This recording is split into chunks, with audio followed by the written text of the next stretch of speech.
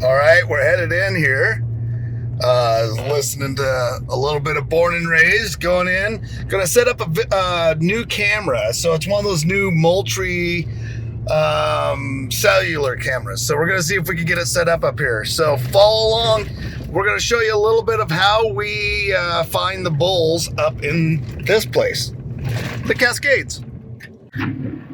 Okay, guys. So I just ran into a cougar on the road. He was right on the road.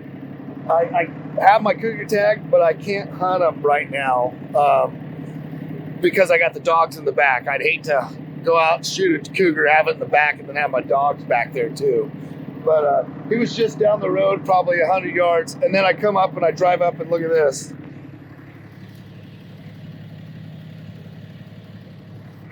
Yeah, that's a big old pile of bear. So cougar, bear. I haven't even seen an elk track yet, so it's kind of concerning. You know, this is the way that the Cascades go, but at the same time, I'm hoping I find some sign up here. So we're gonna head up the hill.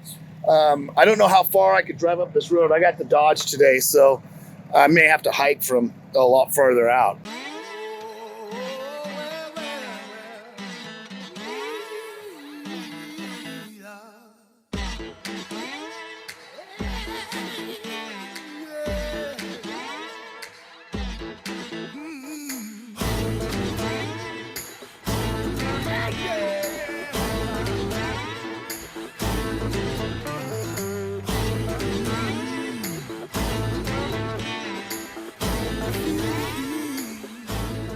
All right, one thing I'll tell you for sure is you would better be packing some Sawyer with you in the Cascades. Look at this.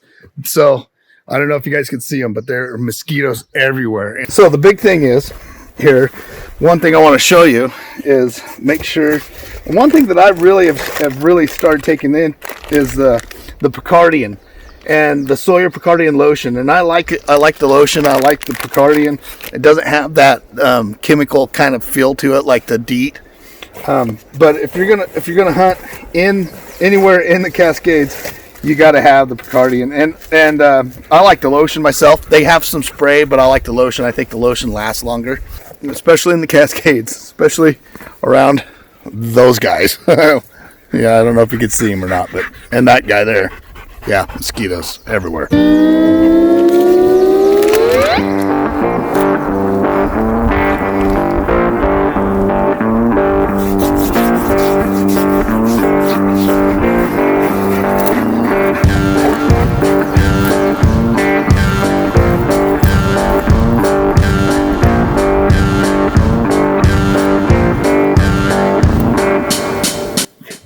Cover everything because they'll find it.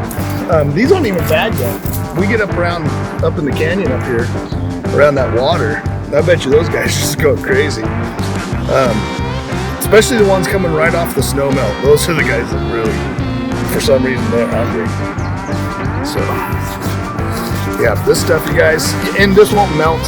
Like, man, I'm so used to DEET. When I grew up in Charlotte, so I would melt fly lines with DEET, and sometimes you gotta have the DEET, but since I've been using this, I don't use DEET probably maybe once a year, and it's gotta be really, really bad. But if you guys notice, they're pretty much not touching me now. Good stuff.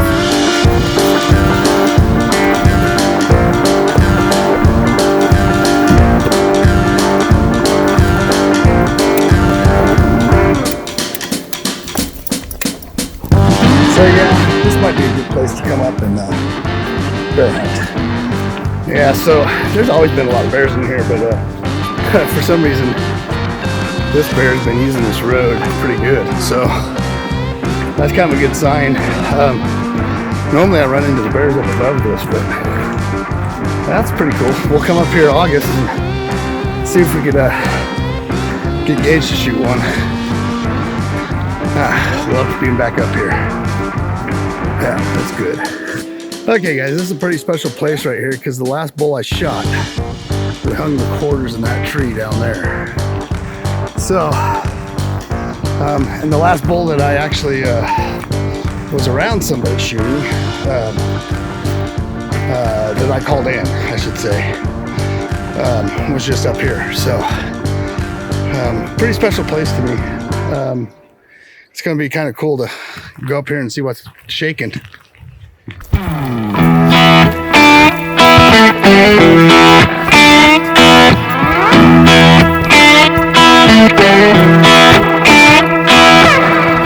Alright, so this is the last place that Jerry and I called a bull-in together.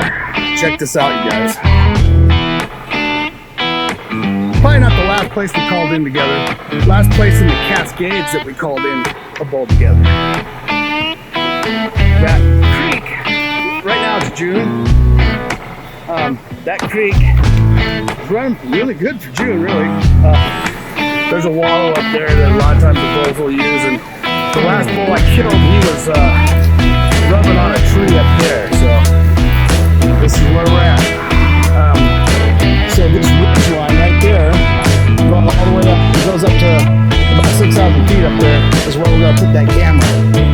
We're probably at about 4,000 feet here, so it's a climb. Okay, so remember when I said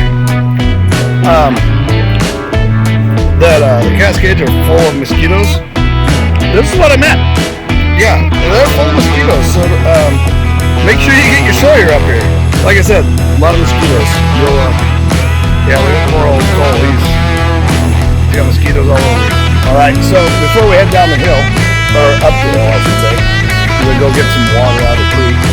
I drink most of my water, so I don't want to go up on top of that dry mountain without some water.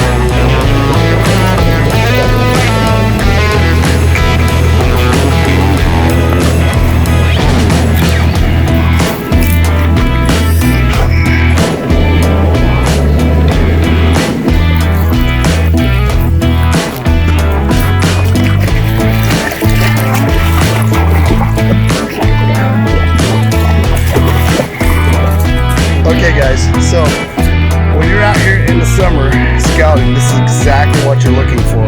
And like I said before in some of my other videos, I always go to the green first because that'll show a lot of the rutting activity. But that is definitely bulls down in here during rutting time. Now they're only going to be down in here in the mornings and the evenings, sometimes really late in the evening. I have ran into them in the same spot. Midday, if it's real hot, they'll come down and sit in the water, but that is a sure sign of what you're looking for. Them dogs, I like to graze down here. I'll give you 3 guesses of what might have done this. Look at that. What do you guys think? There's some scratch marks there.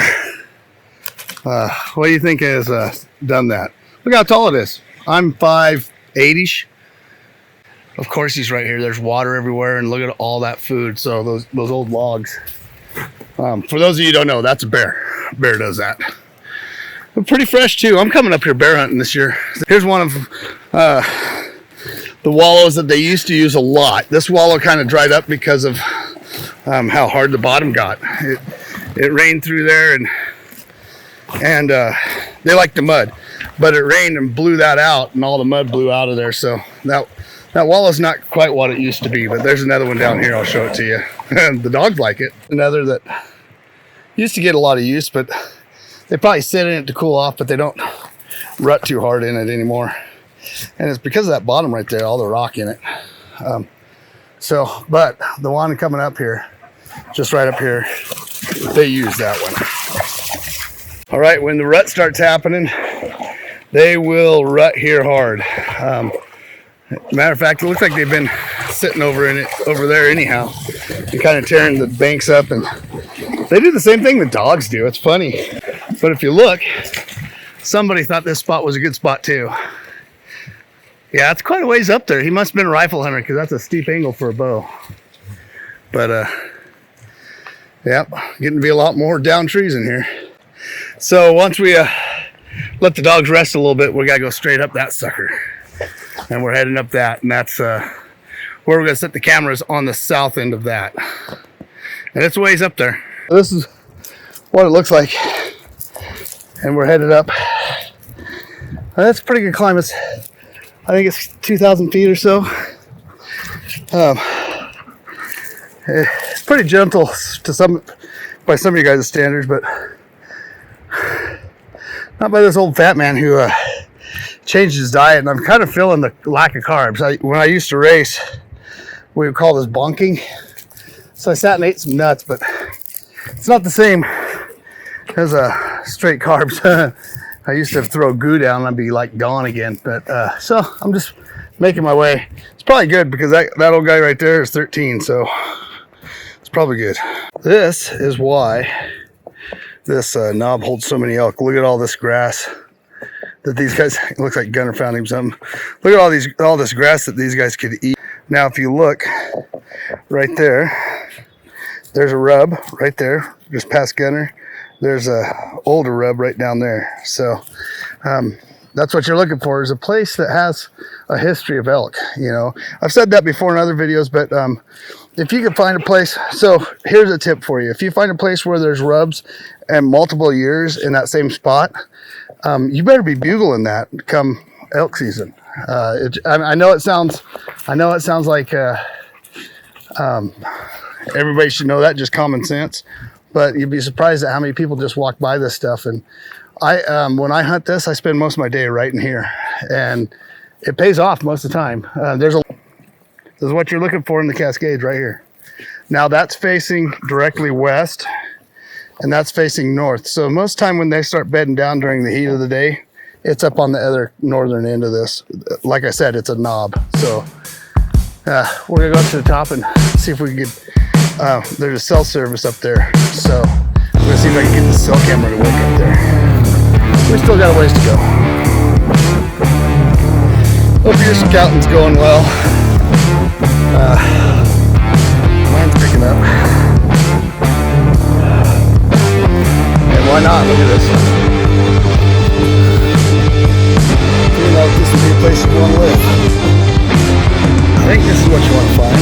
There's 3 rubs here. A couple different years. That one was last year's. That one in the back, quite a few years ago. But there's several over there too. They seem to like this little current patch up here. I've found them in here before, but that's last year's rub.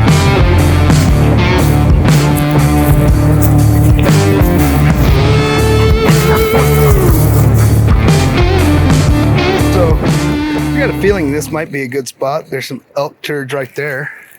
Now check this out. Once you get this camera set up, you turn it on, and then it'll tell you that your battery's good. It'll tell you your SD card's good, and then everything else, and I'll put it on the app when I get home. So now it's trying to find a signal. The signal's not real good up here, but I noticed that it is connecting to the server. So when it connects to the server, the signal will continue to get better as the night goes on. That's usually the way it works up here. I don't know, the air is clear or something. But as you see here, so see the server is still yellow and the signal's yellow. So the signal's just like halfway good. But that's about as good as we're going to get up here, I think. So now it turned red. The server's still yellow. Oh, there it goes. Server's green. So what that means is it will send information even though the signal's not that good. So I got a feeling I will see some pictures on my camera or on my phone. So I'm taking pictures now, so when I get back into cell service with my phone, this is an AT&T camera. It has a little bit better service up here than my phone. So we'll go ahead and run this thing and see what we find. It'll be pretty cool. All right, so we made it back out to where we started. There's that red center road that we walked up. But I'm going to take these guys down, put them in the pickup. There's a guzzler down here that I'm going to let them swim in and get some water so they could water out. But I bet you they're happy to see this road. I know Gunner is. He's looking pretty beat up.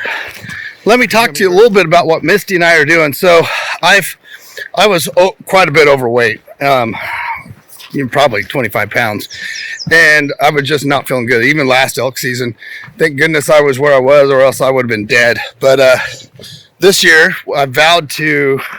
I've been eating. It's not a keto diet. It's a Nate diet because I still have my half and half with the coffee. I don't have any sugars though, no processed sugars. And with that said, follow along. We're gonna show you guys everything that we're doing, show you our weight loss. I've already probably lost about 7-8 pounds. But one thing I am feeling is today, normally I'd have a lot of carbohydrates on a hike, and going up that hill I was bonking the whole way up. I used to race mountain bikes, and that bonk factor is pretty hard. So with that said, as soon as I get this weight off, elk season I will have carbs with me because I can't slow down going up the hills, but it was pretty rough. So watch what we're doing. I think it'll help a lot of people out, especially when we start coming up with the stuff that we're drying ourselves for the backpack, and my snacks. One thing that I will do though is I'll incorporate some carbohydrates. So all right, we're gonna get out of here.